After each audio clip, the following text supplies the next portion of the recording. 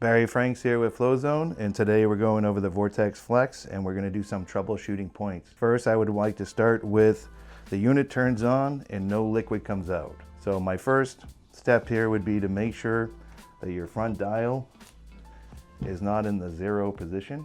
If it's in the zero position, that is off. So when you squeeze the trigger, the liquid's got nowhere to go. Your nozzle's off.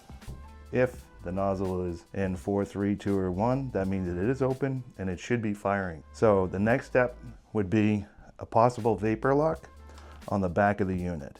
So these quick connects can get air stuck in them. So what you want to do is go ahead and disconnect it, put it back on your sprayer handle, confirm that it's working, put it back on the unit, and then go ahead and confirm that that's working. And if neither of those were the problem, then I would suggest that you check your nozzle by simply unscrewing your retainer counterclockwise, unscrewing your vortex fin. You want to tilt it down because you don't want to lose your gasket behind your T-jet. There you go.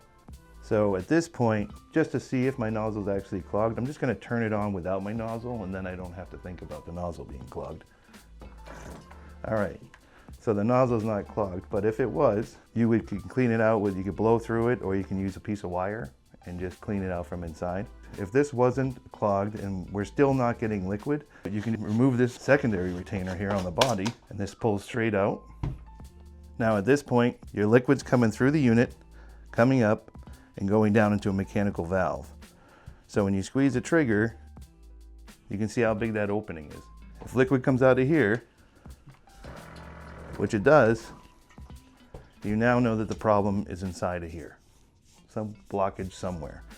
But with the nozzle out, you can see how big the hole is. And with this one moved out, you can see you got a straight through passage.